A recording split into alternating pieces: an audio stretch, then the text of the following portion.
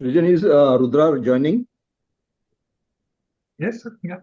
He said he will. Joining, sir. Okay. Yeah, I think we are live to go. Ziba. Yeah, just one moment. Give me a minute. Sanket sir has not joined yet, right?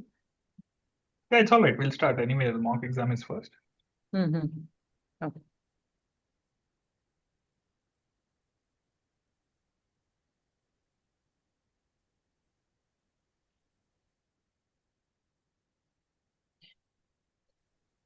Okay. Good evening, everyone. Thank you for joining us tonight for this incredible session. I now welcome our IASO President, Dr. Sharat Desai, sir, to welcome us all and start this session. Sharat, sir. So, good evening. Thank you, Ziba, and good evening to you all. Today is another day, another evening when we get an academic piece from the Indian Association of Surgical Oncology. The topic for today is ovarian cancer. Ovarian cancer, as you all know, is a little subdued cancer because of the sheer numbers of breast cancer and cervical cancer in women. But then today it's having its own charm, and it's one of the most discussed cancers today. The students for today, the examinees are Dr. Jitendra and Dr. Akshay, and the faculty for today is Dr. Rajgopalan, Dr. Ashwin, and Dr. Sanket Mehta. So welcome to you all, and over to you, Ziba. Yeah. So thank you, sir. We'll start in just like 1 minute.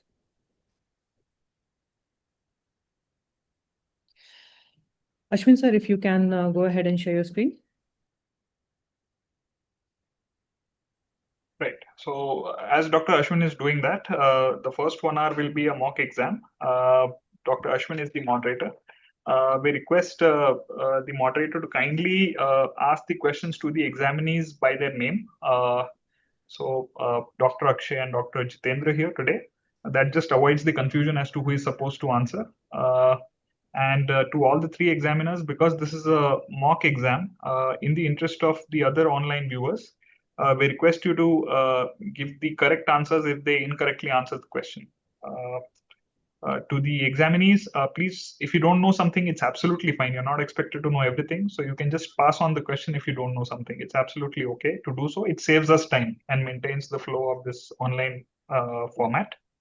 And to all the other viewers, we thank you all for joining in. Please post your queries or inputs in the chat box, and we'll be sure to take them in the Q&A session. Over to you, Dr. Ashwin.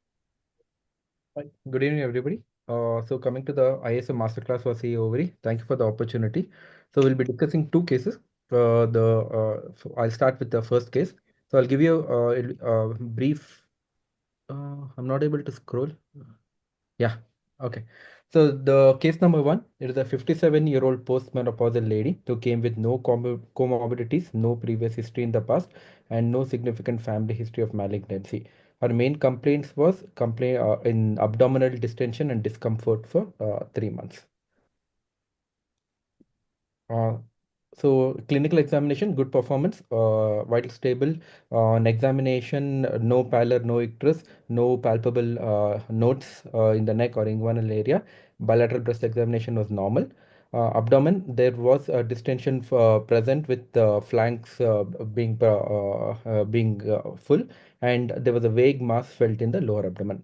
A pervaginal rectal examination showed the cervix and vagina was healthy and normal. Uterus was normal size with restricted mobility. Fornices was full and rectal mucosa was free. So coming to this postmenopausal lady coming with history, could I ask the first person, Dr. Akshay, what would you think is the differential diagnosis in a postmenopausal with distension and based on history and examination? So the patient is a postmenopausal female who has presented with abdominal distension, and on examination, she has there's a weight lump feel in the pelvis and with fornicel fullness. So my first differential diagnosis would be a pelvic mass, and maybe adnexal mass. And Okay. since the female is in the postmenopausal stage, and uh, the chances of ovarian malignancy might be high, sir, in this age group. She fits in the age group, sir. Okay. Any other differential diagnosis from you or Dr. Jitendra? Sir, apart from that, it can be any patient has abdominal distension and fullness in fornices, and suggestive that she might also having ascites. So primarily, it may be adnexal mass, and then it may be any lower abdominal mass like radial fossa lump, appendicular lump, and Right. yes, Okay. sir. So what investigations would you order, Jitendra? So first and foremost, we will do a transabdominal ultrasonography Okay. to look for the lesion, for its characteristics, and to look for exact pathology, sir. Okay. And yes, sir. So one radiology is ultrasound, transabdominal ultrasound. Anything else? Sir, if ascites clinically ascites present, then we will do the ascitic cytology and send for the ascitic tapping and cytology for malignancy, sir. Okay. We'll wait for the ultrasound report and then decide, no? So like tumor markers, Akshay, I would like to send a CA-125 in this lady.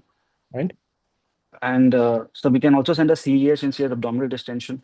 good. Then Apart, then sir, she does not fit in the age group for germ cell tumors, sir. So I would not like to send tumors as of now, sir.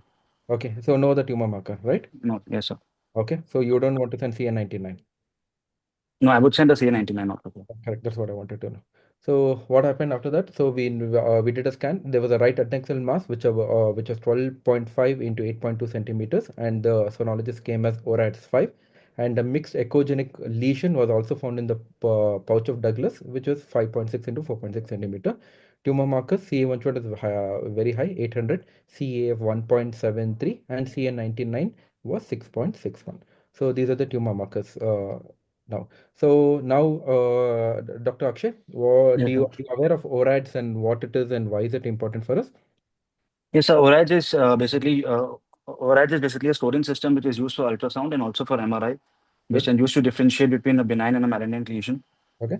In case of ORADS 5 lesion, the patient usually has a solid component along with papillary projections mainly present. In case of ORADS 5 lesion, the patient usually it is highly confirmatory for malignancy. The patient has multiple loculations along with mural nodules, papillary projections, and internal septations will also be present. So. Okay, something else you missed. You said solid organs, papillary projections, ascites, and one more thing that we Mural see nodules, sir. in ultrasound. Vascularity? Increased blood flow will be there in case we do a Doppler also, sir. Okay, what do you think is risk of malignancy in ORADS 5, 4? ORADS 5, we know it is highly ORADS malignant. 4 is more than 50%, sir. No, it's actually less than 50, 10 to 15% ORADS 4. ORADS 5 is ORADS more. 5 is more than 50%. Okay, good, man. Now, Dr. Jitendra, we got this ultrasound report. We know the tumor markers. Is there any other imaging which would you like to do, and if which one? Yes, sir. Next, we will do contrast none CT abdomen and pelvis for this patient. Okay. Yes, sir. And to look for the extent of the lesions for any omental disease, any peritoneal disease, and characteristics of the adnexal lesions, sir. Okay. So, what else do you do in a CT scan apart from that? It's basically staging, no? What Sir, is it will give an idea about the extent to which it is spreading in upper abdomen, omentum, and peritoneum, and regarding resectability, sir. correct, and you need to use the right terms. And so you want to see the disease burden, right? Yes, sir. Yeah. So, and which apart from CT scan, any other imaging would you like, MRI or a PET scan? And when would you like to use an MRI or a PET scan? Any other imaging, any other thing which you would like to see on the CT scan when you talk about resectability? To Jitendra. Sir, on disease burden, basically, whether it is involving porta or root of mesentery, and these are the things which is relatively contraindication to primary cytoreductions. Yes. Yeah, please go ahead. Okay, when would you use an MRI?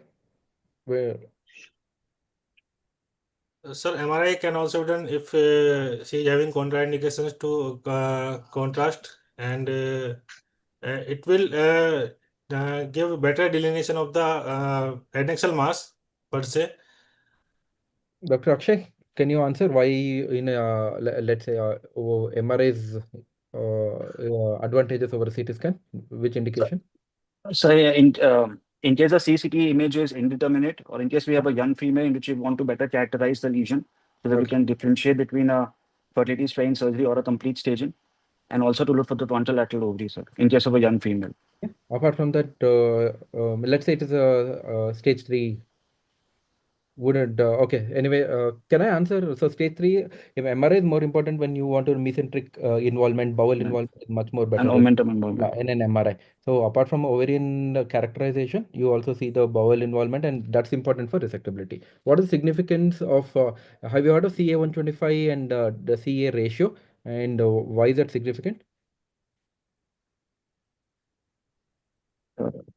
Have you heard? If not, it's okay. We'll move on. No, sir. CA125 by CA ratio of more than 25 points towards the ovarian malignancy. So in case we want to rule, in case the patient usually has a mucinous neoplasm, and we want to rule between whether it is a primary mucinous neoplasm or a metastasis, then a CA125 by CA ratio can be done. If it is more than 25, it points towards a primary malignancy, or else it points towards a metastasis, sir. Correct. So when you see a bilateral ovarian mass, you're not sure if it's a Krukenberg tumor, if it is a GI origin or a ovarian origin. So greater than 25, if you have, it's ovarian origin. Less than 25, it's probably Krukenberg. And Okay. CA99, you are aware, Dr. Akshay, why CA99 is specifically used in which condition? What does it indicate? Elevated CA99? CA99 is usually elevated in upper GI malignancy, sir. At the same time, in case of ovarian carcinoma, it can be elevated in mucinous tumors. Exactly. It can also be elevated in certain benign conditions, sir. Okay. Again, good answer. So now, Just 1 second, Dr. Ashwin. I think Dr. Sanket has also logged in. I think he had some difficulty, but he's here. So I think we thank Dr. Sanket to join in and kindly join into the examination. Thank you. Yes, I am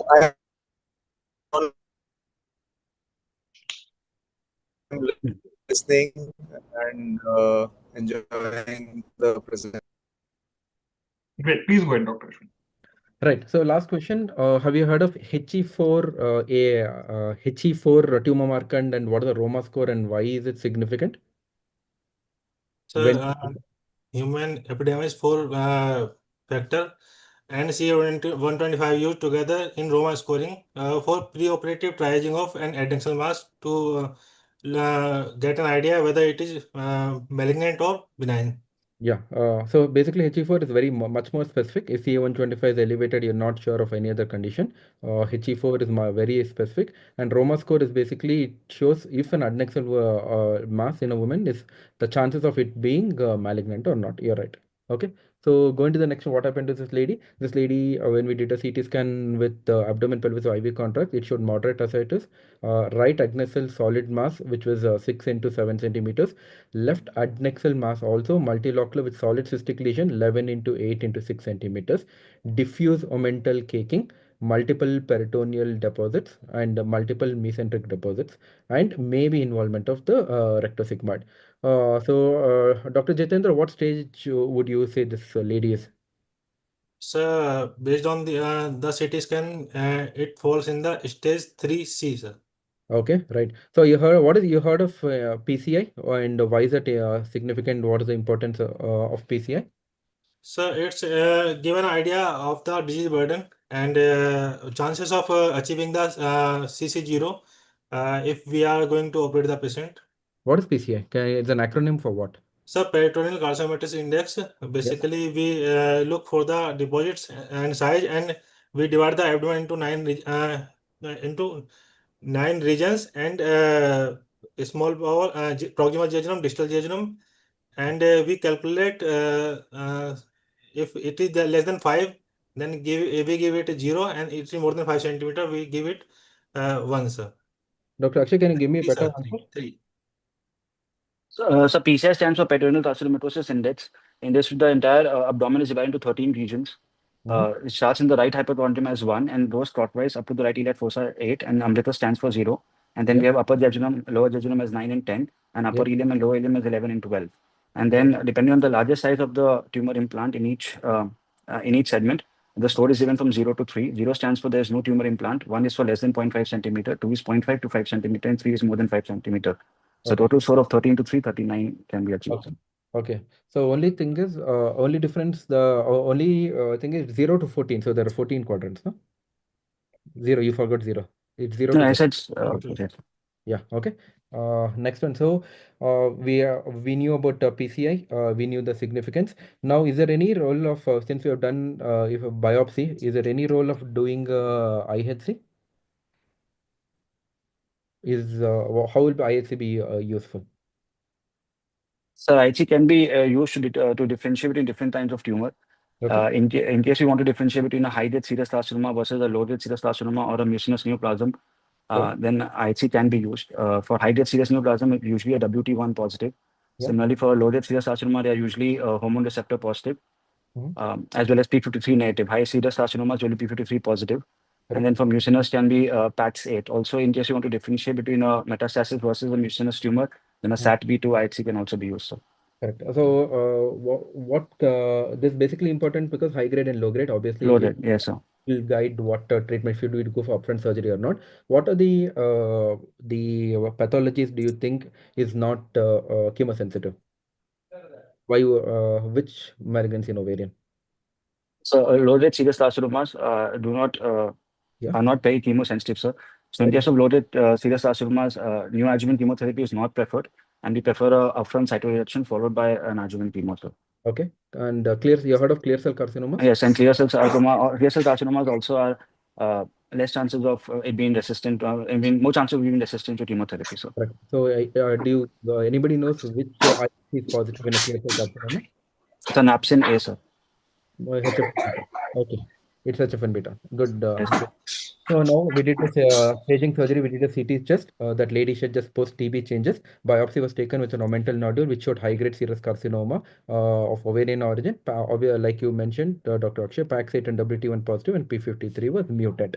Now, considering it is a stage 3 carcinoma with moderate ascites, what would be the next step in the management for you? First, Dr. Jitendra, what would you do for this patient, please? So, it is stage 3 with high PCR index and biopsy proven. We can go for neoadjuvant chemotherapy followed by reassessment for interval surgery, sir. Okay. So, Why? Jitendra, why not primary surgery for her? So we can go for, but if there are high disease burden, there are chances of less chances of achieving complete cytoreduction. Then it will be better to give neoadjuvant therapy followed by reassessment and then do the interval surgery. No, What we is are talking about the specific patient. You have seen the CT images. Dr. Ashwin has spoken extensively about the CT images. Yes, sir. What is the hesitancy in doing a primary CRS? Means what are the points you think will be against doing a primary CRS for this lady? Or would you like to do some more tests before deciding on the management? So according to these CT findings, we can go for a primary surgery and we can achieve primary complete cytoreduction, sir. Okay. They are, yes, If sir. you can achieve complete cytoreduction, then what would you prefer in this patient? NACT followed by surgery or primary surgery? Sir, primary surgery. If we can achieve complete cytoreduction, we will go for primary surgery and then adjuvant chemo, sir. Okay, both options are open. It depends. Yes, sir. Anything else which you will do before deciding for or against primary surgery? Any other test which is left? Akshay? But initially, so because the patient has a high PCI index, there might be chances that we may not be able to do a optimal cytoreduction, sir. So initially, I would like to do a diagnostic laparoscopy to see for the feasibility of cytoreduction. If on laparoscopy we think it's feasible, then I go for upfront cytoreductive surgery, sir, or else I will go for a neoadjuvant chemotherapy followed by interval debulking. Any other test before you take onto the table for laparoscopy also? Any role for albumin measurement? So that we can do a trigen. We can do a surgical trigen, sir. There's something known as the OVA1 score, sir, which points towards the high probability. Which no, sir, not No, sure, sir. does albumin level change your decision? The albumin level will point towards the nutritional status of the female, sir. So if I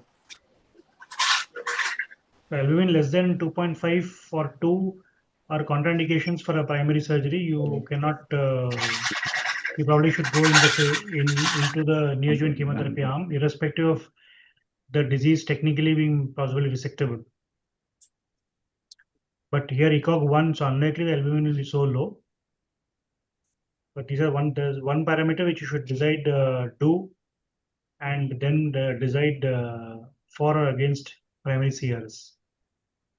Okay, please continue, Ashwin. Right. So since we're surgeons, both of you mentioned Dr. Akshay and Dr. Jitendra, high burden. What defines objectively what is a high burden? Why both of you said it's a high burden disease? Both of you said you would prefer to do an NACT. What do you mean high burden? Why? I specifically gave you this case because it's 24. It can, like Dr. Rajgopalan said, it can you can't go wrong with either primary CRS or NACT. Both of you before doing a diagnostic lab said it's high burden. Why? Is PCI a cutoff, or what would you consider? We both are we are all surgeons. Let's if you have a patient who comes to you in OPD and a patient asks you what would you like to do, what defines high burden for you? Is it only the amount, or would you consider other things also? on the basis of only PCI score, sir, we cannot decide between a cytoreductive surgery or a neoadjuvant chemotherapy, sir. Right. There has to be certain absolute contraindications towards going for a cytoreductive surgery. In case there's diffuse omental involvement, in case there's diffuse involvement of the root of the mesentery, or there are lymph nodes which cannot be resectable, or in case the lesion tends to involve the celiac plexus or the left gastric artery or the hepatic artery. Correct. Or the patient has diffuse peritoneal carcinomatosis, which we think we won't be able to remove in upfront cytoreductive surgery. then only we move towards a neoadjuvant chemotherapy, or else upfront primary cytoreductive surgery is preferred, sir. Right. So that's the reason I wanted to know. So this is the reason it was 24. PSA 24 is not too bad. It was not too good. And both of you, without doing a diagnostic lab, both of you decided that we are going to give an ACT. Why was the bias? I wanted to know. Second, like you said, omental caking is not, it's no way is a sign of inoperability. So now in this patient, I particularly chose because PSA is 24. We in this patient we did a laparoscopy to know. Again, everybody concentrate on the PCA of the burden. More than that, it is like the signs of inoperability. There are technical factors and there are patient factors that you consider for when you give NACT, right? Like you said, technical factors are if upper abdomen disease is very high, if it is a stage 4A, or if it is mesenteric involvement, or if it's a porta involvement. What Dr. Jitendra, while considering NACT before, even before diagnostic lab, what are the patient factors would you consider for NACT? So if she has poor performance status and we cannot go for primary surgery, then we can go for neoadjuvant chemotherapy. Okay. Yes, sir.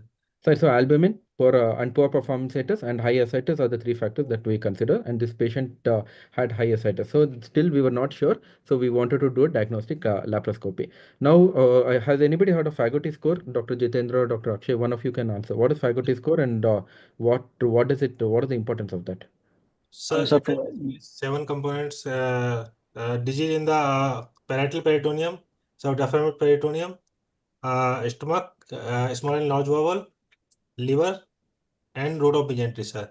And we give a score of 2 if disease is significantly present, and if we have score more than 8, then there are high chances then we will not achieve the primary complete cytoreduction. So Fagoty score more than 8 is contraindication to upfront primary surgery, sir. Okay, so Fagoty score is basically shows. Old score, sir. Yeah. That was, So it is after diagnostic laparoscopy we do, and like I said, anything greater than that, higher chances of suboptimal cytoreduction. So we do NACT. So sorry. So now this patient underwent 3 cycles of chemotherapy and paclitaxel and carboplatin was given, and also 2 cycles of bevacizumab given. So in the diagnostic lab, we found that there's a lot of disease burden on the upper abdomen, on the moderate ascites, and there was also nodule on the mesentery. Now, can one of you tell?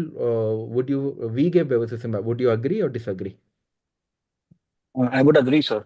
Why? What is the evidence to say So bevacizumab? according to so there are 2 trials. One is a .0218 trial, and second is the ICON-7 trial. Okay. Both says that if we add bevacizumab to platinum-based chemotherapy, it tends to improve the progression-free survival. So it can be given both in the adjuvant setting as well as a neoadjuvant setting. So Okay, is going to improve the survival? progression-free survival, sir. And bevacizumab is thought to be the effect is more pronounced in case of more advanced disease, sir. In case of a stage 4 or a stage 3 disease, sir, which is initially undetectable, bevacizumab, the effect of bevacizumab is better as compared to only platinum-based chemotherapy. Dr. Rajopan, is it true that I thought only it improves the cytoreductive rate? Is it increase the survival also? No, I don't think it increases survival. Cytoreductive rate can improve, but the problem is then you'll have to give 1 cycle without bevacizumab for that Yes. interval to be met. What interval am I talking about, Jitendra? Why is Ashwin giving 2 cycles of bevacizumab only and not 3 cycles of bevacizumab? sir, it has chances of patient chance of going into bowel obstruction, sir. So No, something else. Do you think Ashwin forgot to give the bevacizumab in the first cycle or third cycle, or is it deliberately done like this?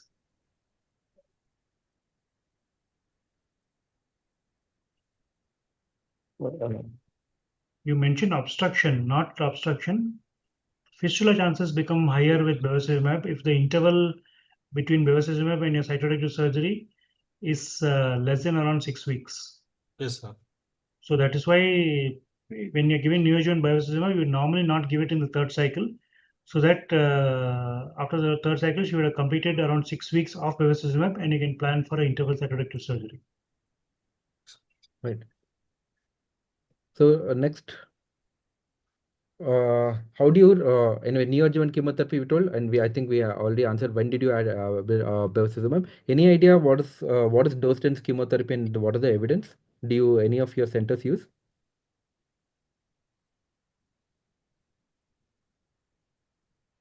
Dr. Akshay, Dr. Jitendra, you can take any of you can take. Dose dense paclitaxel given on day 1, 8, and 15, along with carboplatin, can be used, but it has more toxicity profile. Correct. And generally, in our institute, we use 3-weekly paclitaxel carbo regimen, sir. Correct. The dose dense hasn't shown any benefit. So I think the Japanese was tried it, but there's no evidence to say it improves the resectability or any survival. Okay, so after 3 cycles of NACT, the patient went on again CT scan imaging. There was a resolution of ascites, interval reduction of peritoneal deposits, and the ovary, which was 8 centimeters, became 3 centimeters. Left ovarian complex mass became 6 centimeters, and the CA125, which was 800, became 26.62. So, are you aware of what is the RECIST criteria? Yes, sir. These Yes. are used to assess for the response of chemotherapy. Pre and post chemo imagings are done. And if in this we have target lesions, and if we have more than 30% reduction in the target lesions, then we call it a partial response. And if we have more than 20%, if we have more than 30% decrease, then it is partial response. And if we have more than less than 20%, more than 20% increase in the diameter, then we call it progressive disease. And Okay. if it falls between, then we call it stable disease. Okay, right.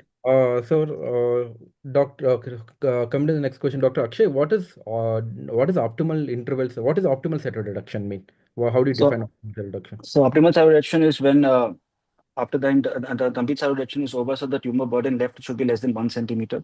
Okay. Ideally, R0 resection has to be achieved. Okay. What is R0? What is less than 1 centimeter? Any difference between the two? Correct. Good. Yes, in R0 resection, so no macroscopic disease should be left behind. Whereas in where less than 1 centimeter macroscopic disease up to 1 centimeter in totality can be left behind. So what is the goal of R0 resection, sir. That is CC0. CC0, yes, sir. Yes. And one more thing, any advantage of dose-dense chemotherapy? It means overall the disease performance. If you talk about the PFS OS, I agree with that. There's no advantage compared to a 3-weekly regimen. Does it have any advantage at all? Then, if there's no advantage of dose-dense chemotherapy, why is this concept practiced? Or would there be patients when you give dose-dense chemotherapy?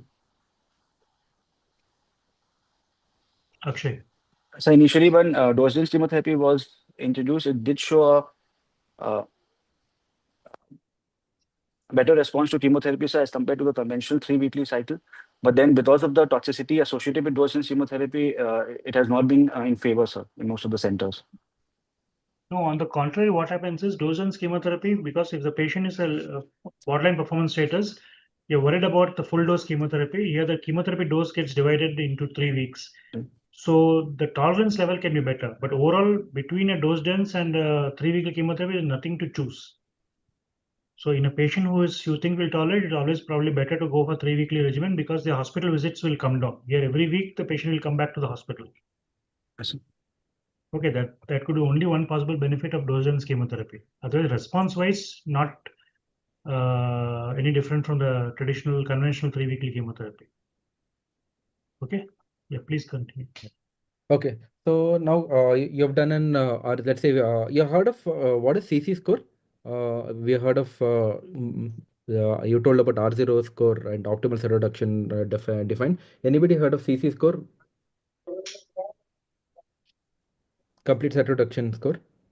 So, complete cytoreduction is we have when we have no macroscopically visible disease after the cytoreduction. Initially, it was less than 1 centimeter, but now we use if we can we have complete no visible disease on naked eye, then we call it a CC0 disease, resection. Okay, what is CC1? CC1. What is CC2? Like PCS score also has a cutoff. CC score also has. That's how those who do now cytoreduction surgery, we don't do, we and those who proponents of HIPEC, instead of that R0 and optimal cytoreduction, we are switched over to CC0, CC1, and CC2. Right? Are you aware what is the cutoff? Dr. Akshay? Less than, so no macroscopic disease left side CC0, so less than 2.5 and more than 2.5 will be CC1 and CC2, so Millimeter, centimeter? centimeters. So. Okay, good. So now, does your center use HIPEC? Yes, sir. Not yet, sir.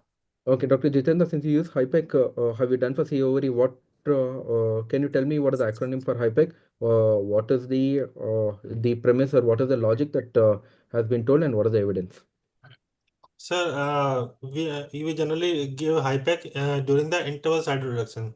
Okay. And after patient has taken the NACT, we perform the interval cytoreductive surgery and give HIPEC, cisplatin 100 milligram per meter square dose. And the idea is when we give hyperthermic intraperitoneal chemotherapy, it has better penetration and direct effect over the tissue. And we do it after achieving CC0 and on 42 degree temperature, 42 degree Fahrenheit temperature for 90 minutes. 42 degree Fahrenheit temperature. So 42 degree Celsius temperature for 90 minutes. Centigrade. Okay. Centigrade. Celsius. So what dose of cisplatin you said you'll use? Sir, 100 milligram per meter square, sir. So will there be anything else which is used along with cisplatin at 100 mg per meter square? Sir? Any other drug you will give along with that? What are you worried is cisplatin chemotherapy or HIPEC? Pardon, sir? What are you worried with cisplatin? What is the major side effect of cisplatin which you're worried about? Sir, nephrotoxicity. So at 100 mg per meter square, would you give something to prevent or reduce that side effect of nephrotoxicity? Yes, sir. We can give an infusion. I forgot the name.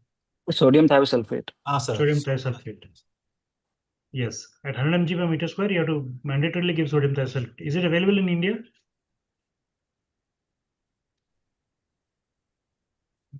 Don't know, sir. It's available in India. It's available for the last couple of years only. Till now, it was not there. Suppose sodium thiosulfate is not available, what drug will you use and what dose?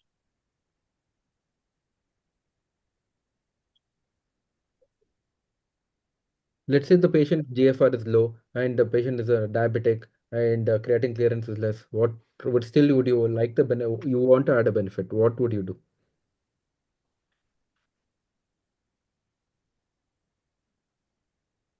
Okay, well, nothing. And can I move on, Dr. Rajgopalan? Yeah. Okay. What are the types of HIPEC? Do you know any types of HIPEC? So we do it by open collagen method. Okay. Any other method is there? So we can other is closed method. We usually don't do this. We perform open surgery and by open collagen after the interval cytoreduction. Any difference between the two? Which is better than one is better than other? So in closed method, there are less chances of heat loss and uniform maintenance of temperature throughout the procedure. In open techniques, there are fluctuations in temperature. This is the drawback of open technique. So any evidence of superiority of one over the other? Akshay? Not sure about the evidence, sir, but in closed method, we are able to maintain the temperature. We are able to achieve the temperature for hypothermia at a faster rate, and we are able to sustain it at a better rate, sir, as compared to the open method, sir. Yeah, but both of them are equally efficacious. So nothing to choose between the two. It is basically personal choice. Yes. Yeah, please move forward. Okay, so anybody aware of the evidence, the OV HIPEC trial? What did it show? It did show that there was a improved recurrence-free survival, sir, following HIPEC surgery. The relapse rate, the time for relapse was longer in case of interval debulking surgery with HIPEC as compared to only interval debulking surgery, sir. So and in the long run, it also had an impact on the overall survival, sir. Yeah, so basically it told overall survival is 3.5 months, PFS is 12 months, and more importantly, OV HIPEC trial was done only for interval cytoreduction, and it shows morbidity was not much compared to in the randomized trial.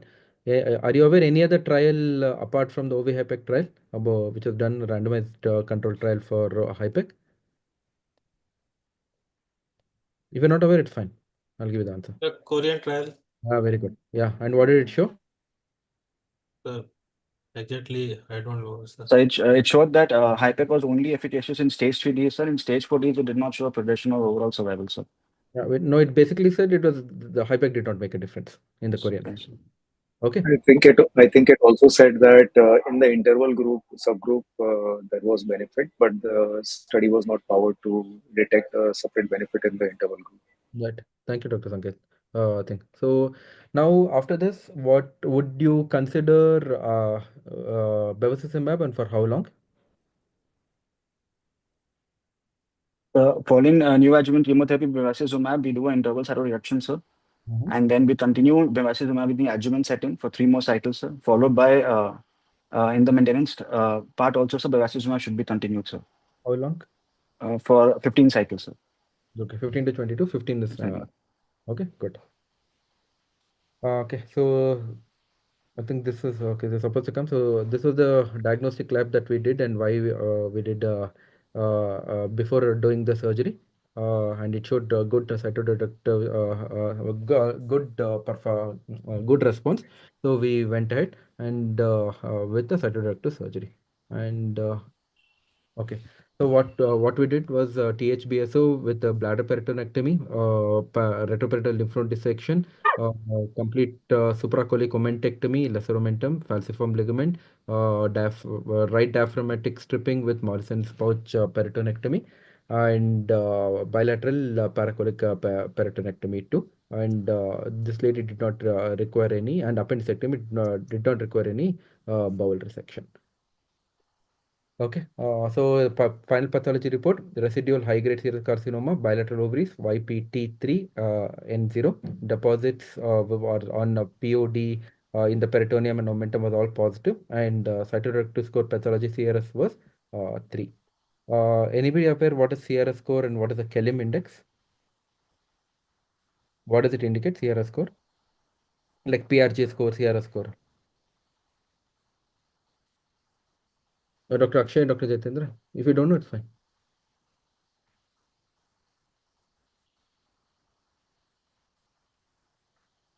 Am I audible? Yes, sir. I'm not sure, sir. Okay, so see, basically it shows a response to the chemotherapy. CRS score 0 is a very good response. CRS score 3 is a mild response. And are you aware of Kelm index? I should have asked this before. What is Kelm index?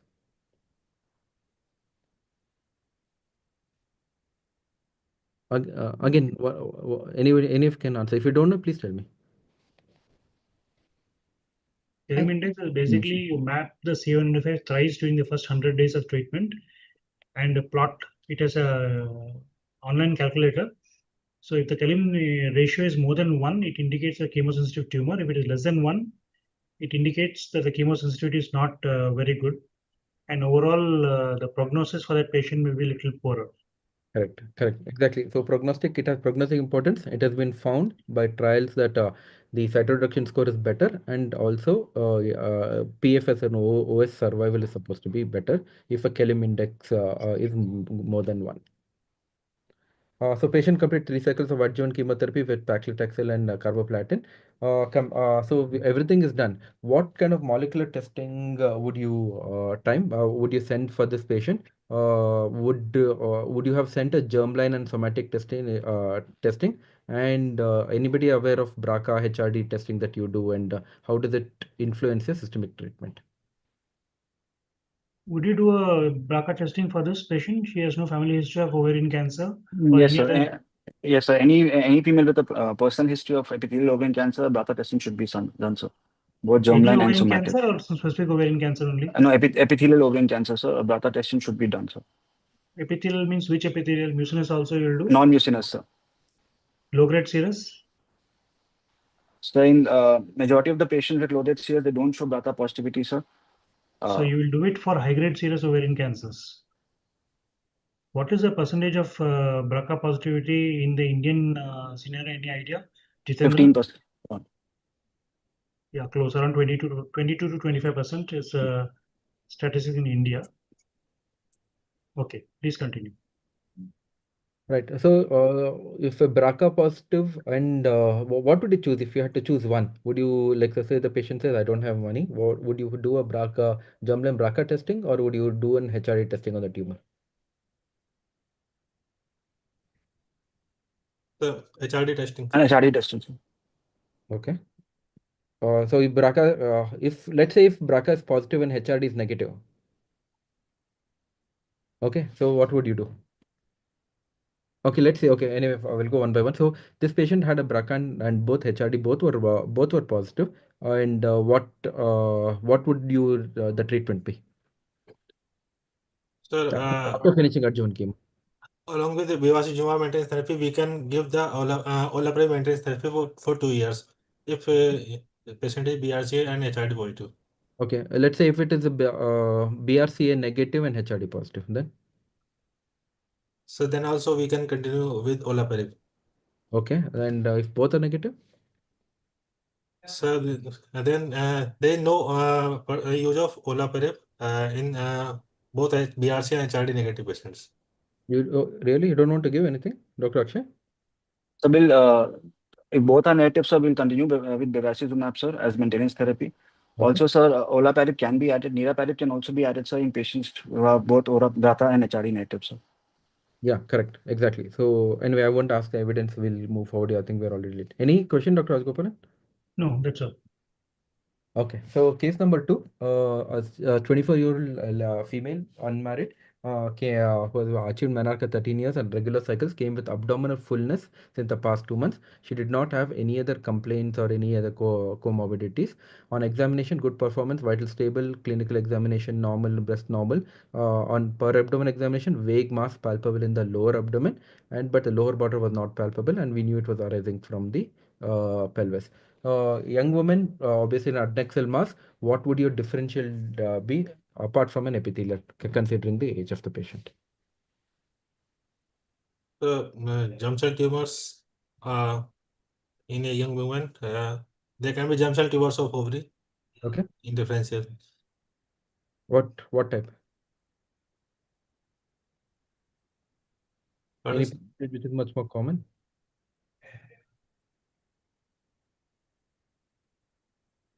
Okay. At least name germ cell tumors that you know. So, yolk sac tumor.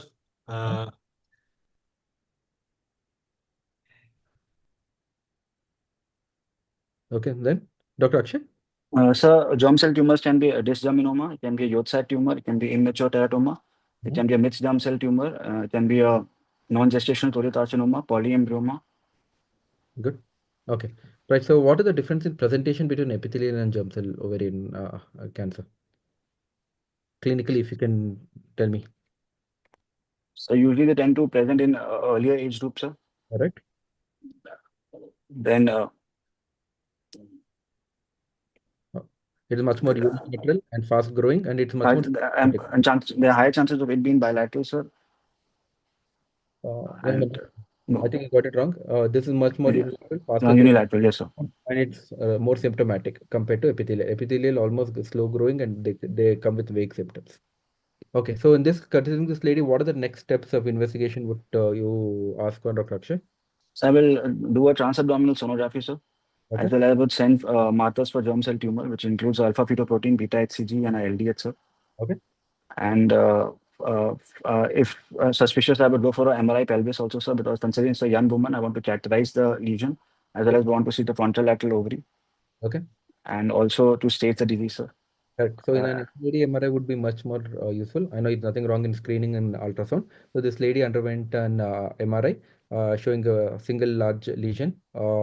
AFP was 3, beta HCG was 1.2, LDH was high 700, and CA 125 was normal. What does it indicate, Dr. Jitendra? It may be a dysgerminoma of ovary. Okay, good. With high LDS. Okay. Yes. Any other tumor marker which is elevated in this germinoma?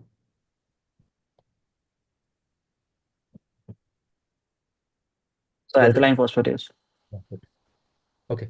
So, like the most likely diagnosis you said based on this is distant melanoma. Would you, since you are planning for surgery, would you consider frozen section? And what is the sensitivity of frozen section in this patient, in the young ladies with ovarian mass?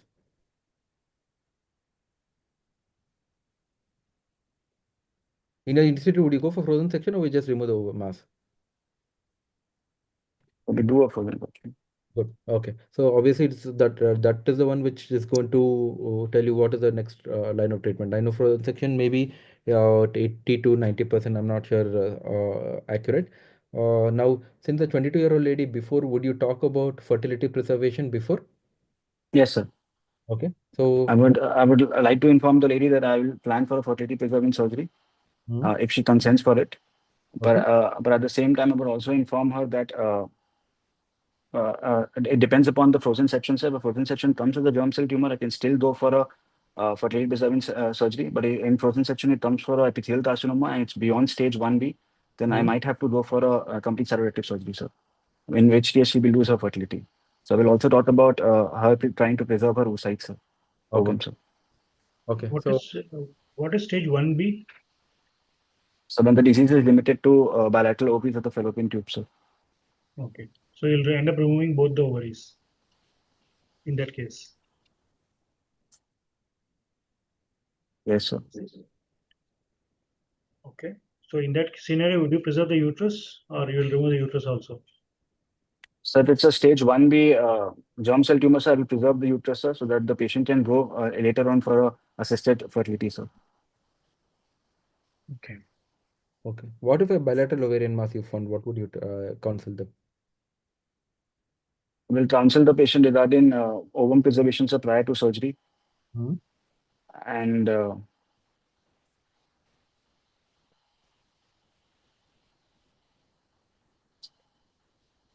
Okay, right.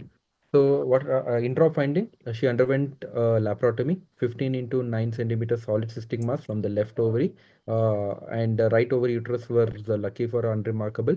Minimum free fluid in the abdomen. There were no other deposits in the omentum and peritoneal surface. The tumor was removed without any capsular breach, and the frozen section came as a dysgerminoma of the left ovary.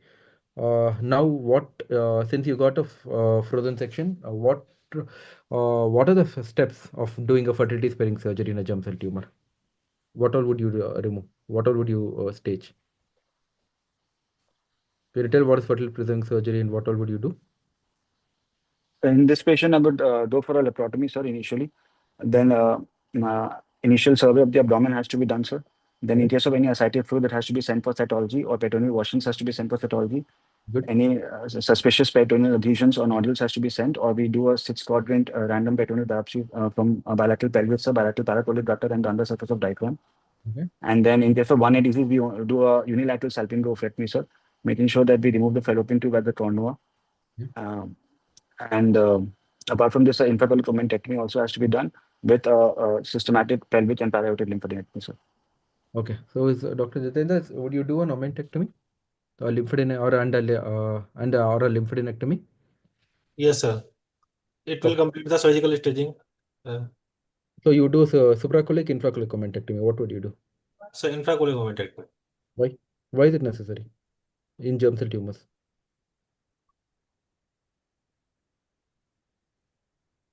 Is lymphadenectomy required?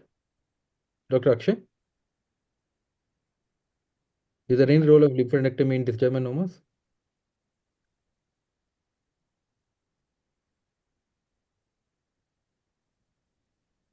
Dr. Akshay, Dr. Jitendra, Yes, sir.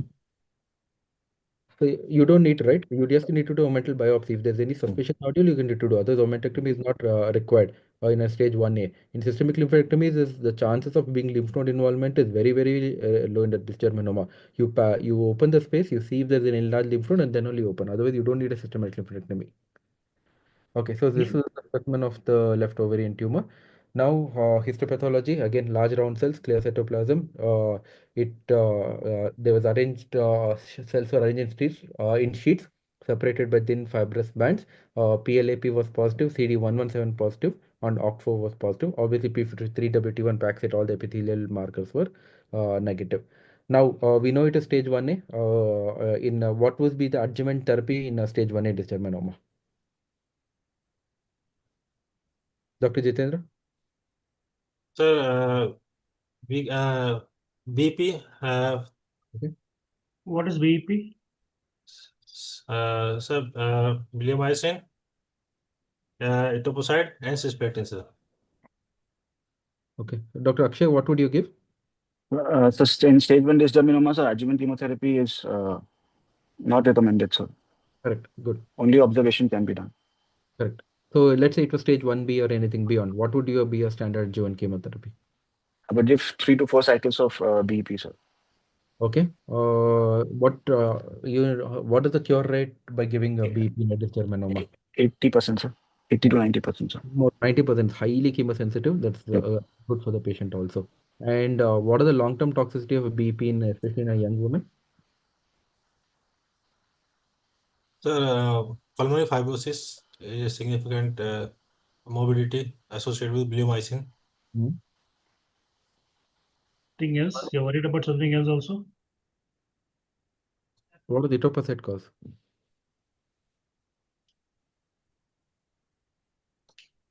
It's very specific, no? Side effect of etoposide. Does it hamper her future fertility? Or can it hamper rather?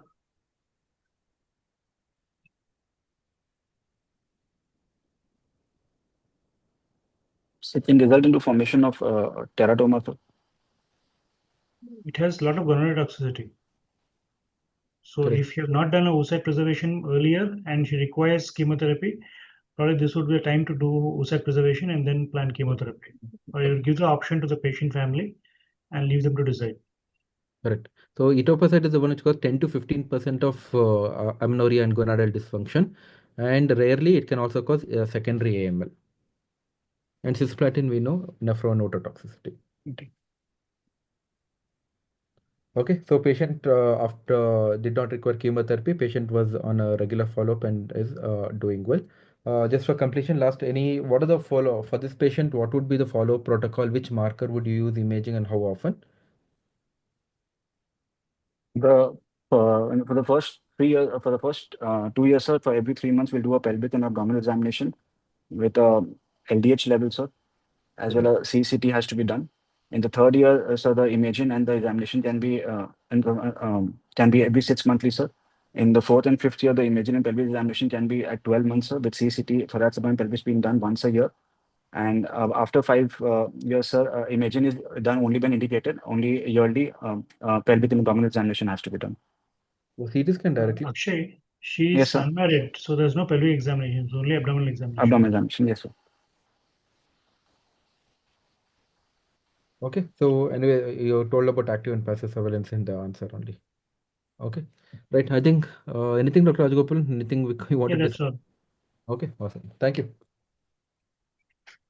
All right. Thank you, examinees. Thank you, Dr. Ashwin, Dr. Rajagopal, and Dr. Sanket Mehta for the mock exam aspect of it. We request all 3 examiners to stay till the end for a Q&A. I invite Dr. Sanket Mehta for his expert talk now on the contemporary management of ovarian cancer. Sir, can you share your screen and ask you to start your video and unmute your mic as well?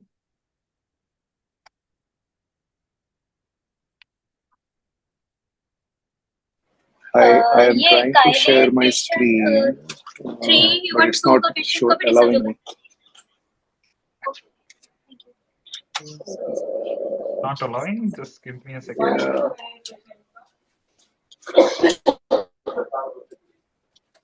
I think, yeah.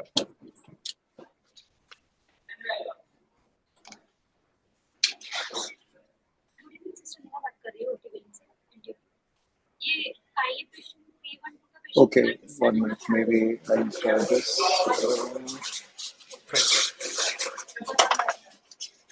Meanwhile, Dr. Ashwin, there are some questions in the Q&A. I think during the expert talk, if you can answer them, we'll take some of them in the Q&A at the end as well. Are you seeing my keynote Not presentation? yet. Not yet.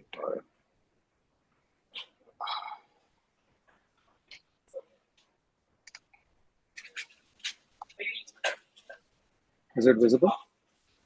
Not yet.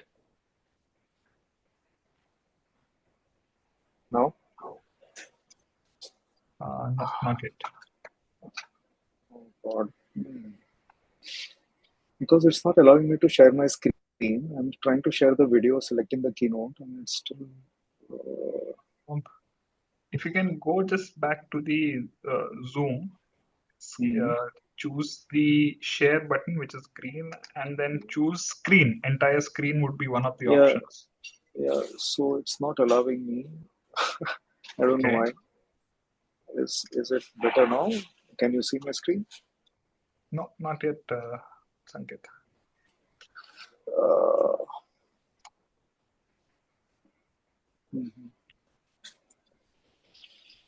It's not allowing me to select entire screen. Okay, and is it allowing you to select the keynote? It is, but it's not. You are not able to see it. I don't know. Okay. Okay, now it's allowing me to select the entire screen.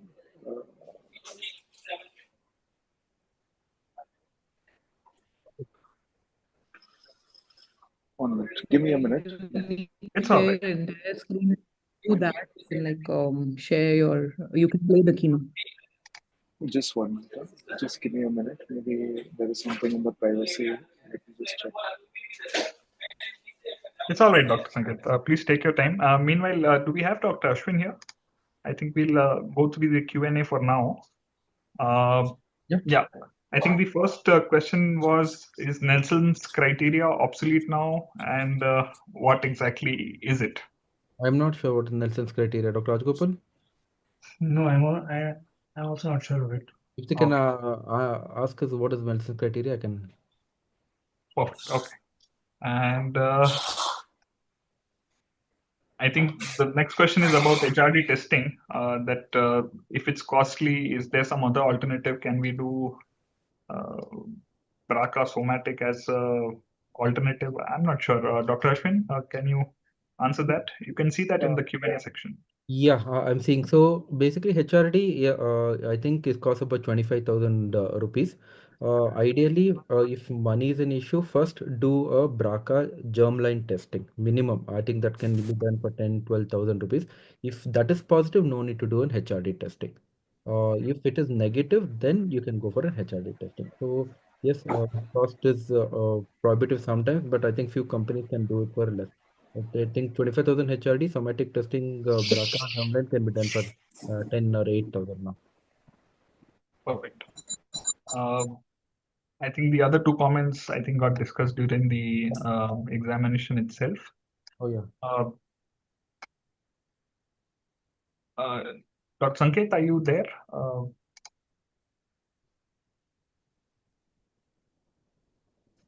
Yeah. No, I'm on that IASO thing. Okay. One minute. So I think, yeah, please, sir, take your time. I think we'll finish the, yeah. Dr. Sanket. I am trying. So sorry. It's all right, sir. Please take your time. We have some Q&As left that we'll continue discussing. Once we see your screen, we'll let you know. Yeah. So the other question that we have from the YouTube, Dr. Ashwin and Dr. Rajgopalan is there any role for biopsy in an upfront CRS case? Dr. Rajgopal. No, in an upfront CRS case, we don't need to do a biopsy. We can plan the excision under frozen control and take it based on the frozen section report. But if you're planning for a neoadjuvant chemotherapy or the patient turns out to be inoperable or irrecytoreducible on table, then you do a frozen biopsy to conclude that it's cancer and then proceed for further treatment. Right. The next question is, Dr. Ashwin, there was a discussion I remember in one of the previous masterclasses on ovarian cancer, which was in the stage 4A specifically. So how do we approach stage 4A disease? The debate there was, what is 4A? If we have a clear pleural nodule which is solid and seen on the scan, is it a 4A disease or is it a 4B disease? Is 4A only pleural effusion which is positive? And in that case, what is the treatment for that? Dr. Ashwin. I think by TNM staging, it's clear it's only peritoneal fluid which is positive. I don't think anybody is, they're not characterized having a nodule. I think if it is, again, in our department, if it is showing a single nodule, we do VATS to see. If it is cytoreducible, sometimes through transdiaphragmatic, we are able to remove deposit. Ultimately, if you're able to achieve CC0, it is fine.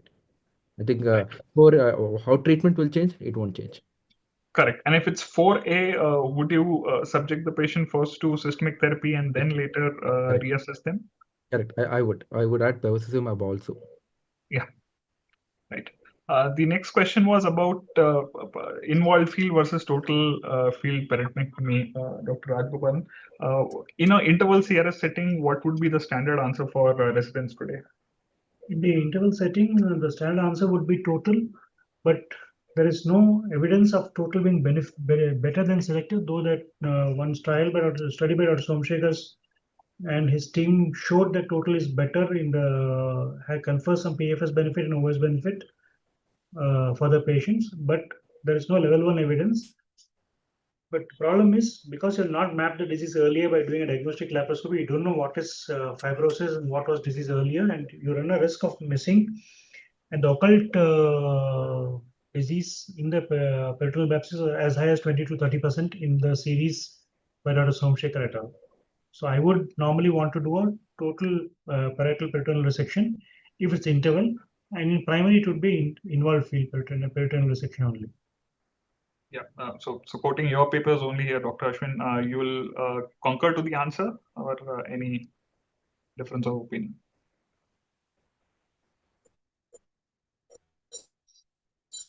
Hello, Dr. Ashwin?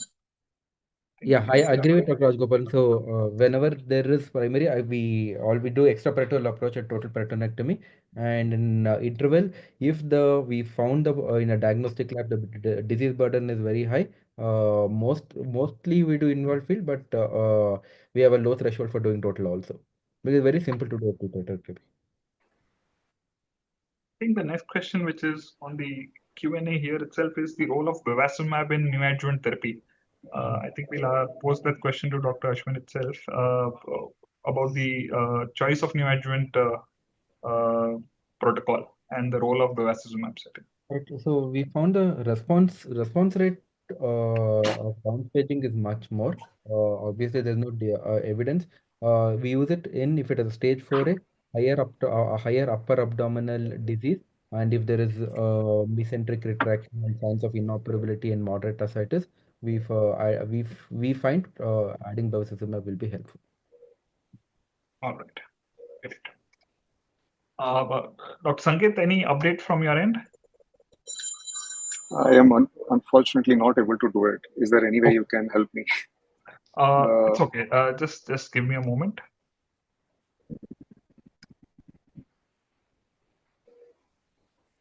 It's showing that I have to give my web browser permission. I'm trying that, but I'm not getting an option based on what it is coming on the display. Sanket, I'm Chandramohan here. Am I audible? Yeah, you're audible, yes, sir. Yeah. You're audible. Sanjay, there's a recent update came in Mac, which is preventing the screen sharing. You have to go to the settings and enable it. Because I also had the same problem 2 days back in our webinar. You have to go to your settings and you have to allow Zoom to share screen sharing.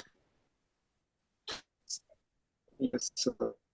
Otherwise, why don't you pass it on the slideshow region and make him move it? Sorry? Why don't you pass this email the slide to Srijan? Let him play. Okay. Let me do that. Yeah. Srijan, can you share your email address? But it might take a while, because just give me a minute to let me try on the settings. I'll just connect with you, sir. I think we can proceed with the Q&As. I'll just connect with you once. Yeah. Okay. 1 minute. I got it. I think I got it.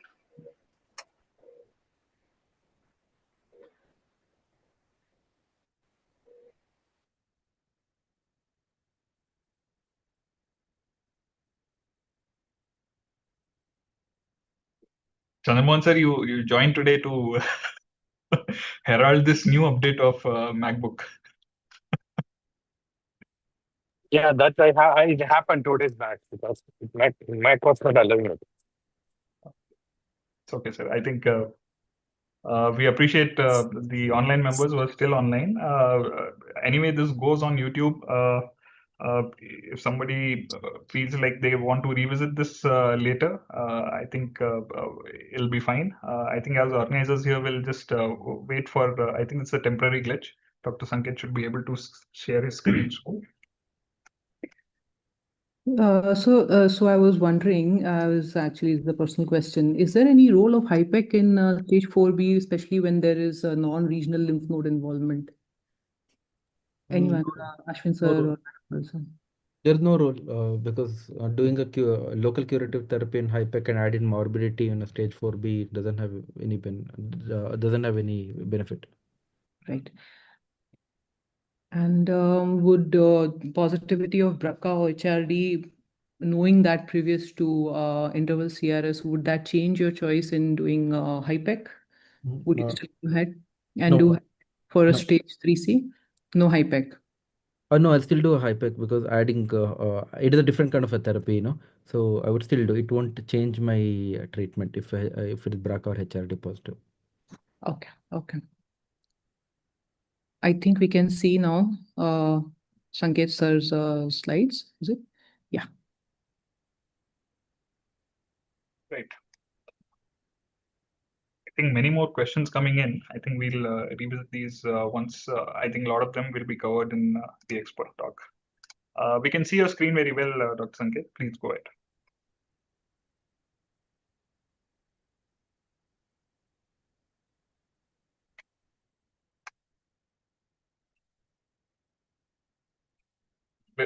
Hello, Dr. Sanket, we are not able to hear you yet.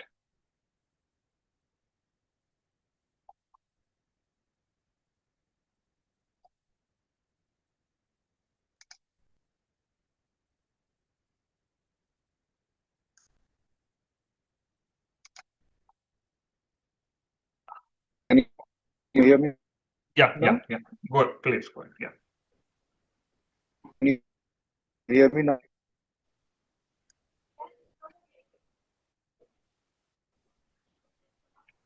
Hello. Yeah. Dr. Sanket, please go ahead. We are able to see your screen and we are able to hear you. There's some disconnection in between. Plus, please go ahead. Yeah. So thank you, Ziba, for inviting me for this talk, and thank you, IASO. This is the second time I'm here, and it was hello. Can you hear me? Yes, you're audible, Dr. Sanket. Please go ahead. Yeah. So about the surgery of ovarian cancer, recent advances in cytoreductive survey, try and search opportunities in surgical oncology. Yeah. So I'll start my talk with versus CRS, and this will perhaps answer questions about that's evidence and how we select the options we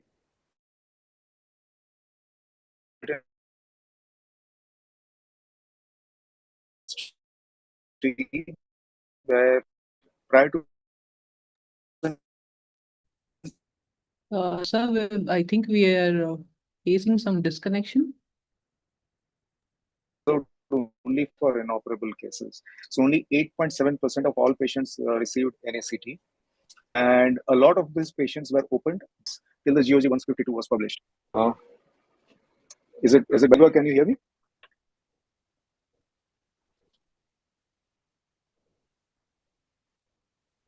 Hello, can you hear me? Yeah, we can hear you.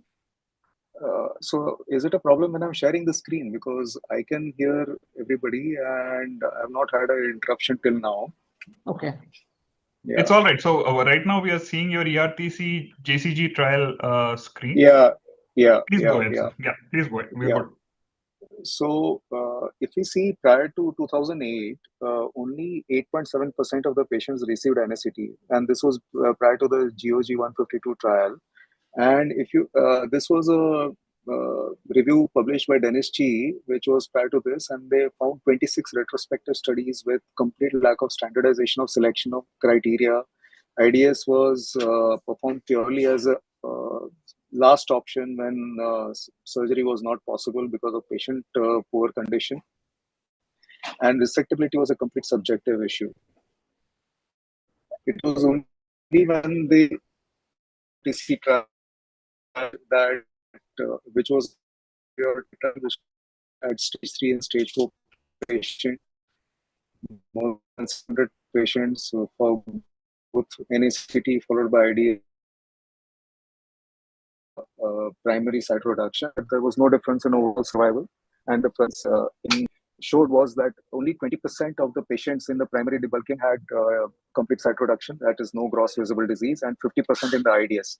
So essentially, what it meant was a poor primary debulking was equal to NACT followed by a poor IDS. If you consider the other results, it was that complete cytoreduction was achieved in double the number of IDS, but still the survival was not better in those patients, although the side effects were fewer. Similar results were achieved in the Chorus trial, which was in the UK and the New Zealand.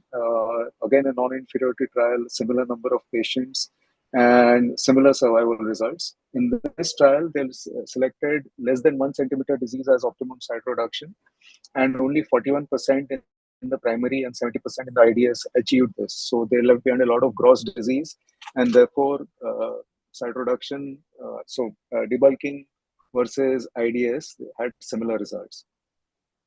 However, they found that the quality of life was better for NACT followed by debulking. There was shorter hospital stay and lesser complications. In the pooled analysis, same results.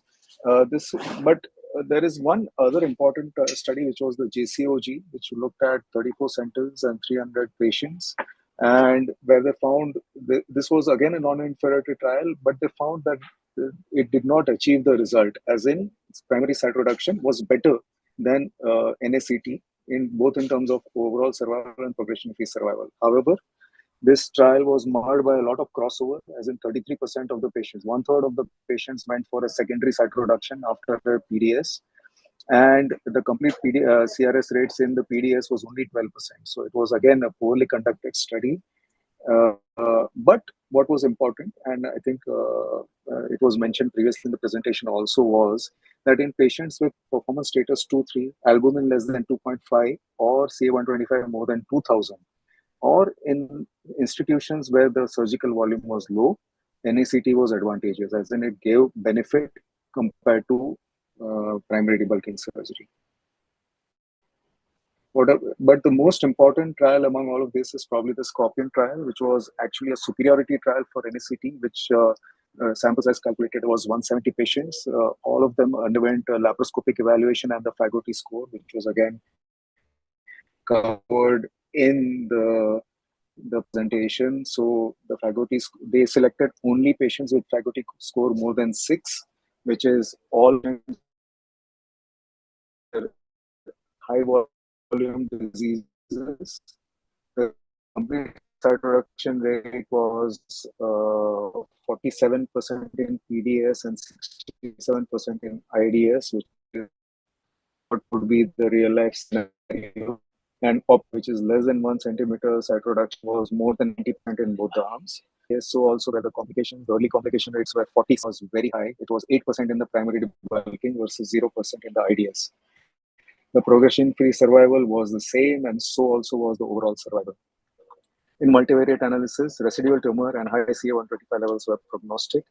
And in the subgroup analysis, patients with complete cytoreduction in either arm had no difference in progression-free and overall survival. So the non-superiority was not achieved, but the perioperative outcomes were superior in the IDS part of IDS group patients. What is the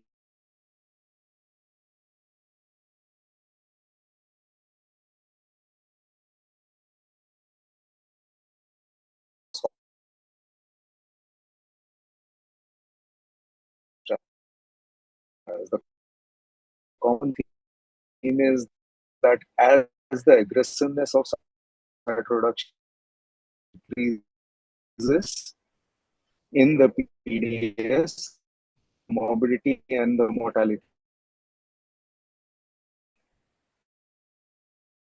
Therefore, IDS should be selected for patients who, where as long as a complete cytoreduction is achieved, whether it is in the PDS or the IDS subgroup, the outcomes do not change. So the goal of the surgery has to be to achieve a complete cytoreduction without giving significant morbidity or mortality to the patient. And therefore, sum up all of this, what we have discussed, how do you select our patients? And this we answer a lot of questions that students has ascites more than 1 liter, or if the performance status is ECOG 2, 3, or there is extra abdominal disease more than 2000, or if the serum albumin is less than 2.5, the patient goes for chemotherapy. On CT scan, if you have ascites more than 1 liter, extensive upper or heavy nodal burden or traumatic involvement, retraction of the mesentery, obstruct chemotherapy. And as in the case presented, if we are going, if it is offense and you go for a staging laparoscopy, then a Fagotti score of more than 6 would warrant chemotherapy. But why is it that in after NACT, even though the completeness of cytoreduction increases, the survival is not better? But in when you observe the Danish paper, there is a 5.5% increase in overall survival when there is a 10% increase in completeness of cytoreduction. And are we missing something? Is it that there is something we do not see that is killing the patients? This was the famous aphorism by Dr. Paul Sugarbaker, and we need to really see how we can improve the outcomes of interval debulking surgery. And that is in 2 parts. One is the lymph nodes. Can doing lymph node dissection help? The answer is no. We all know about the Lion trial, which showed no superiority of doing lymphadenectomy in the positive nodes on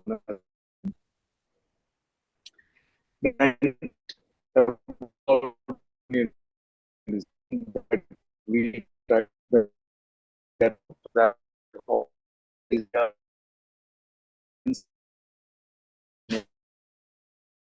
surgeons you already proved, where we studied initially what is the burden of microscopic residual disease in normal appearing peritoneum in this study.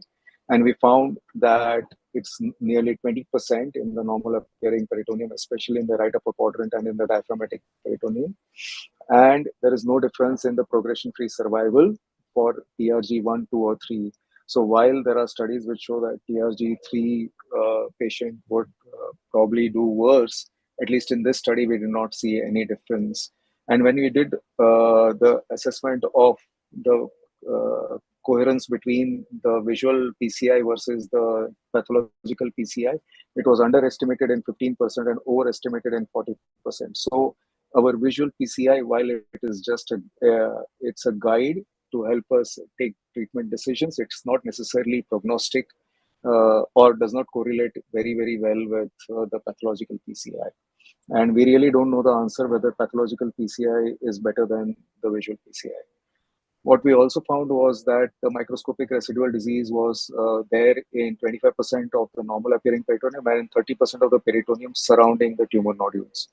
And in frequency of involvement of residual disease, the small bowel had much lower incidence of residual disease compared to the visceral, compared to the parietal peritoneum. And that led us to conceptualizing the total parietal peritonectomy. I think Dr. Somshekhar has also done his own independent study on this, but this is our results about total versus selective parietal peritonectomy. This was, of course, a retrospective study, and we found that while the morbidity and mortality was similar, the PCI was obviously higher because this was done based on involvement of the peritoneum, but the progression-free survival remained essentially the same, which was around 30 months, which is far better than the 15 months seen in most international trials. Also, the 3-year overall survival in the TPP group was better than the SPP group, even though the PCI was higher in the TPP group. And these were very surprising findings, which led us to the next paper, where we again studied all those patients who had a TPP to see if actually the morbidity and mortality was higher, and we find that they were quite acceptable. These are really high volume patients with a median PCI of more than 15 and 70% of the patients requiring bowel resections and nearly 50% requiring splenectomy. So you can imagine high volume disease, but no increase in the morbidity and the mortality.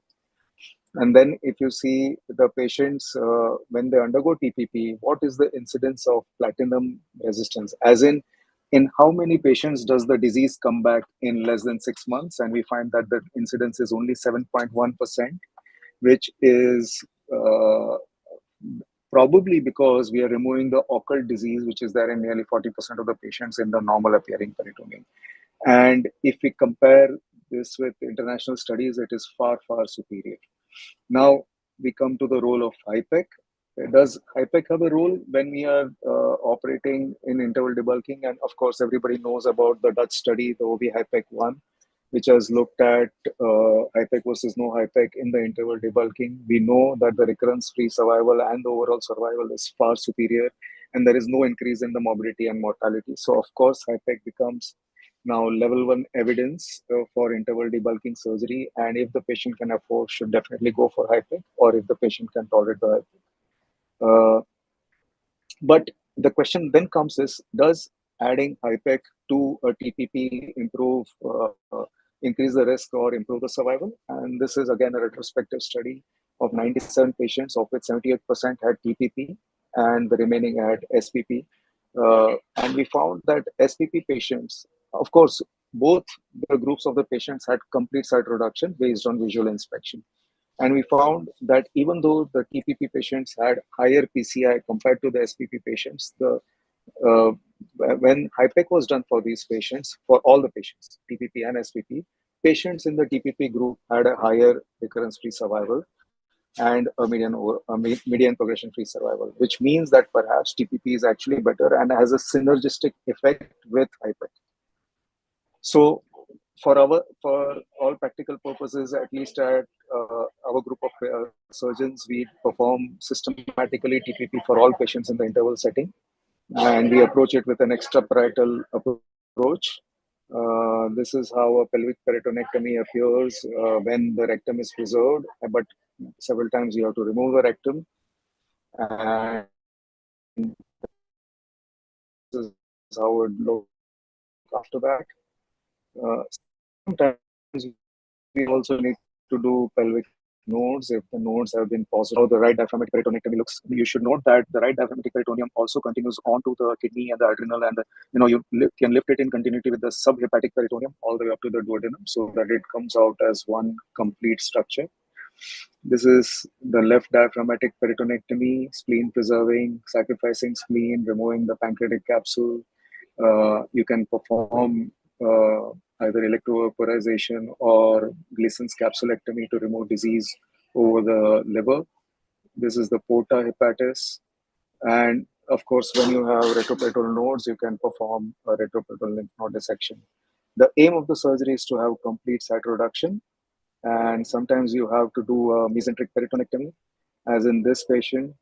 Anecdotally, this patient had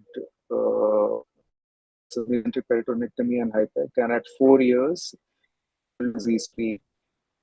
If you can completely remove the disease. Of course, to perform such extensive surgery, surgeon volume and center volume importance, and this has been amply proven in multiple studies, including our own study, that as the surgeon volume increases, the outcomes keep getting better.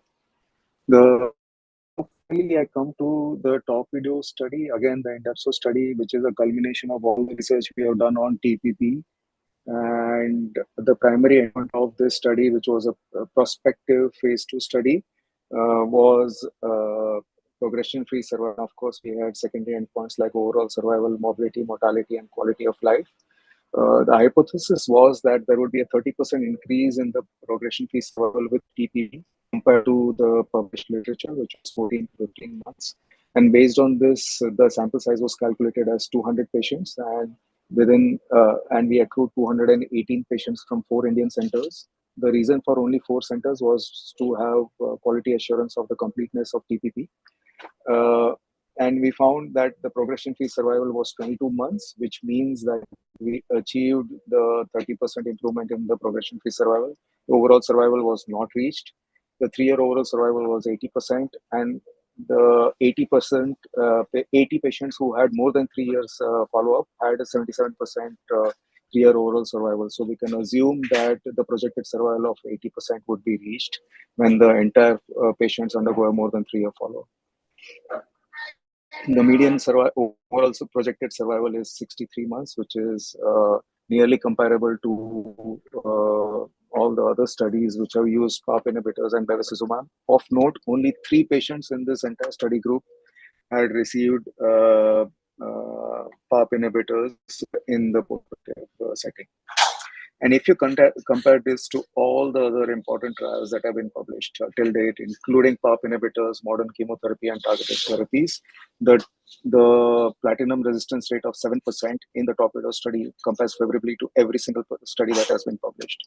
So it begs the question that TPP should become the standard norm for interval cytoreduction. If you look at the type of recurrence, we find that only 1/3 of the patients had single site recurrence, remaining had multi-site recurrence. And of these, 10% of the patients can undergo a secondary cytoreduction. But more importantly, what we find is that the bowel obstruction and the ascites in the follow-up when they develop a recurrence is only 7% and 3%, which is which is almost like a 4 times reduction compared to international published studies. And if you consider all the deaths that have happened, of the 39 patients, only 4% had bowel obstruction. So even in the post-operative period, the quality of life is much better because these patients don't go into obstruction. When we look at the adjusted progression-free survival, the adjusted progression-free survival adjusts for multivisceral resections and PCI and holds the benefit for TPP. So it gives us acceptable perioperative morbidity, low incidence of platinum-resistant recurrence, better progression-free survival, and better preservation of quality of life. And based on this, we have now started a prospective multicenter, which is a Torpedo 2 study. To conclude, regarding primary and interval debulking, CC0 should be the aim of the surgery. When in doubt, and the criteria that I showed, clinical, tumor marker, CT scan, and laparoscopy, NACT should be done, followed by IDS to decrease the mobility of the patient. It is better to do it in an expert center with higher volumes. The recommended high volume is around 50, which is 1 case per week, and preferably a TPP with or without a HIPEC. I will, as a continuation, I'm going to talk now about secondary cytoreduction. Sorry. Excuse me.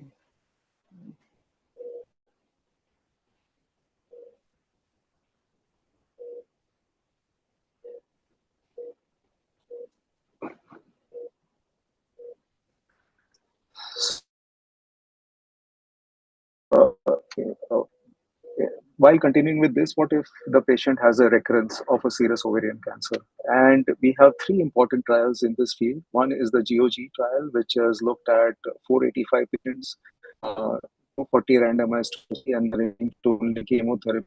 The complete gross resection rates were 60%, quite acceptable. And the median follow-up was 48 months, and it showed that surgery was inferior to chemotherapy for recurrence of ovarian cancer. But this trial had a lot of fallacies. When we look at the entire patient population that was surveyed, only 16% were taken up for surgery, which is a very low rate of secondary cytoreduction. There were no defined criteria for selecting those patients. Around 22% of the patients had extra-abdominal disease or liver metastasis.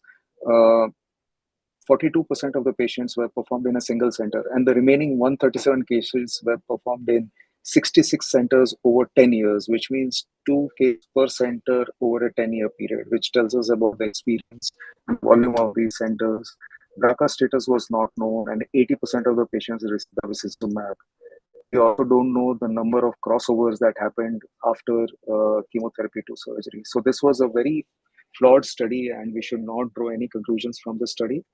But the more important studies are the desktop and the SOC1 study. The desktop trial was a German study which had initially validated the AGO score for selection of patients. And when the patients were selected according to the AGO score, and complete cytoreduction was done, these patients had a dramatically better survival.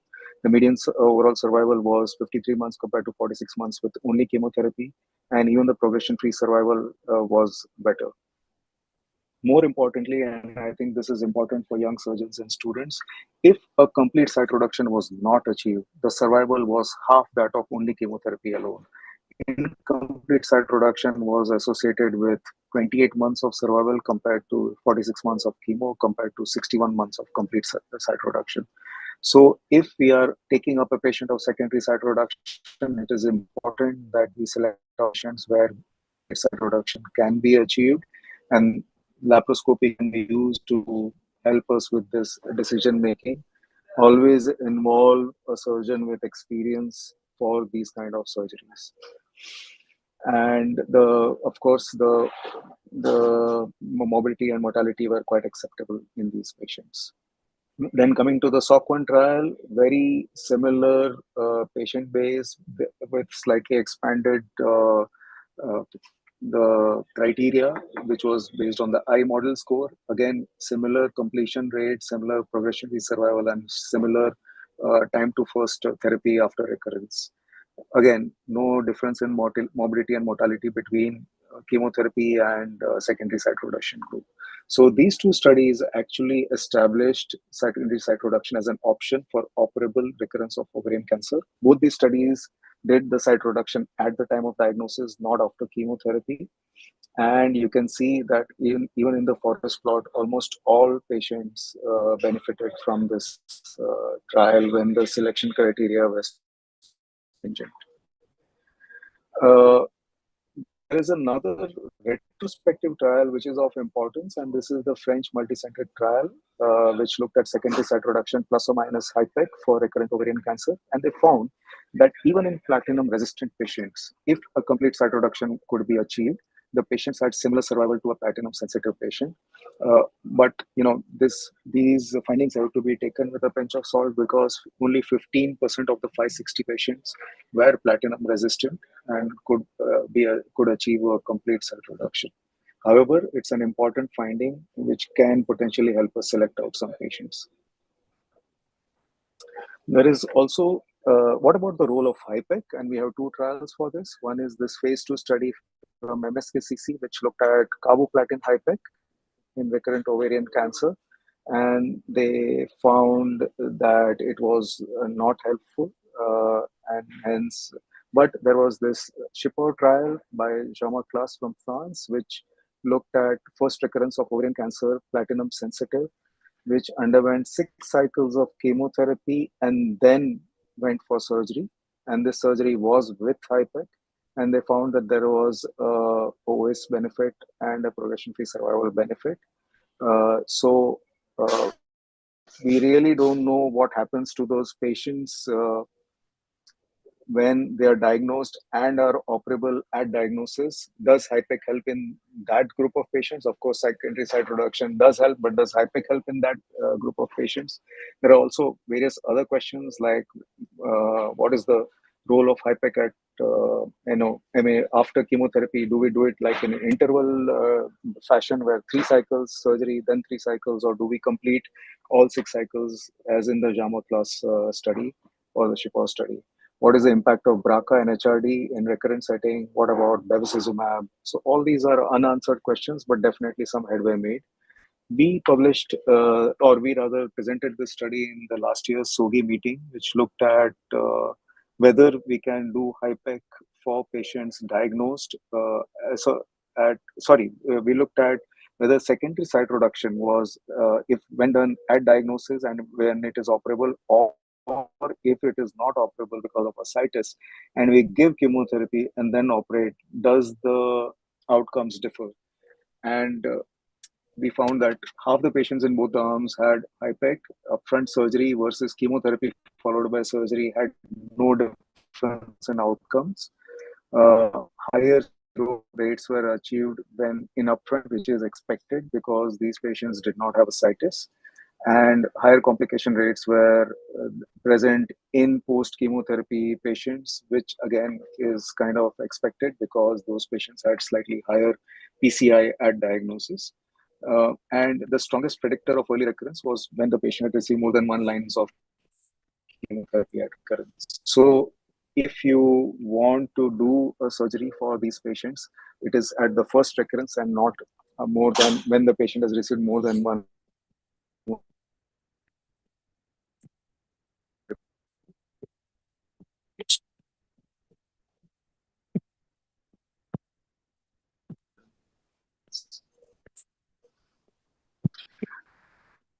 Because surgeries might sometimes involve complex resection,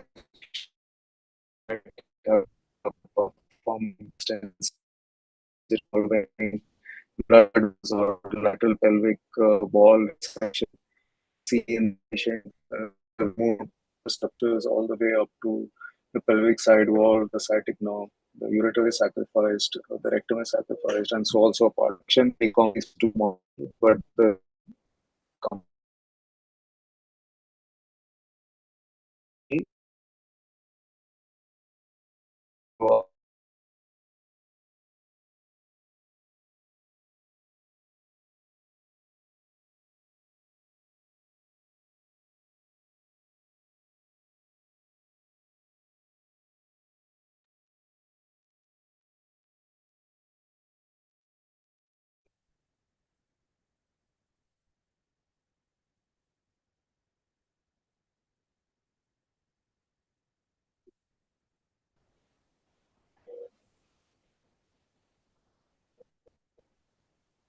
am I audible? Yeah. Was I?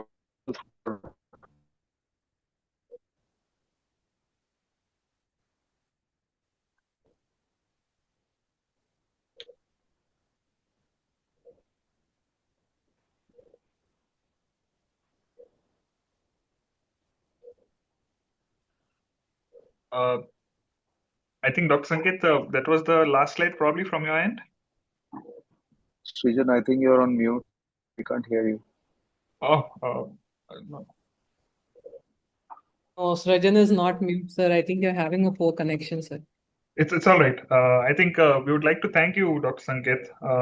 Despite the technical issues, I think we could hear you for most of them, and the slides were very clear. I'm sure the attendees would benefit from it. From the Q&A side, I think Dr. Ashwin and Dr. Rajgopalan have answered most of them. The remaining two, which were remaining, they've been covered in the expert talk. So I think that brings us to the end of today's session. I would invite IASO Secretary Dr. Rudra Acharya for his remarks from IASO.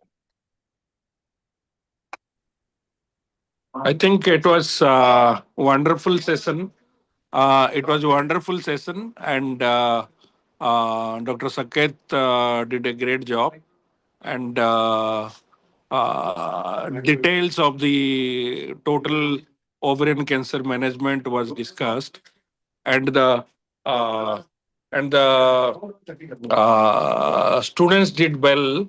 And I thank all the examiners and our expert talk, Dr. Saket, for taking out time to prepare and achieving the target.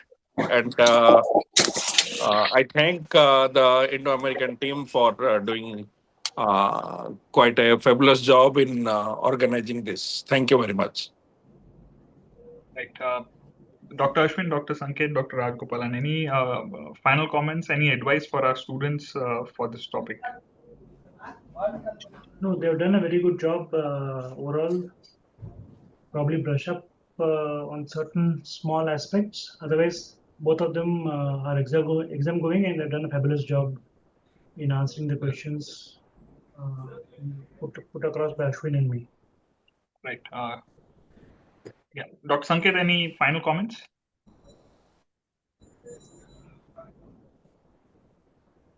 I think No, I think their presentation was very good. They were pretty, well read. Maybe a little bit more in action, when you're answering in your exams why you have made a certain decision for treatment, you should know the studies supporting those decisions. Yes, sir. Right. And finally, Dr. Ashwin, our moderator. Nothing. I think both of them did well. They answered most of it, and I think they're well read. Like Dr. Rajagopan said, only a few evidences that they might need to brush up on. Otherwise, they did a good job. Great. So I think that's all from us today. We thank you all for logging in.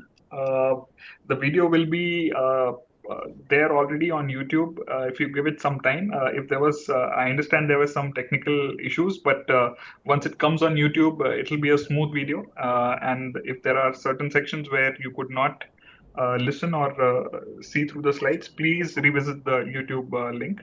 And you can search IASO webinars on YouTube and go through. This is probably the 5th ovarian cancer webinar that we had. You can go through the previous ones as well. We thank the examiners. Thank you, IASO President Dr. Sharat Desai, Dr. Rudracharya, IASO Secretary, for giving us this opportunity to conduct these masterclasses. And we wish you all a very good night. Thank you. See you again in 2 weeks' time on 26th. With the ISO Mastery of Surgery, where the surgery today, whatever cytoreduction we discussed, will be discussed in depth in surgical videos on 26th, same time, 7 p.m. Thank you all. Thank you. Thank you very much. Thank you.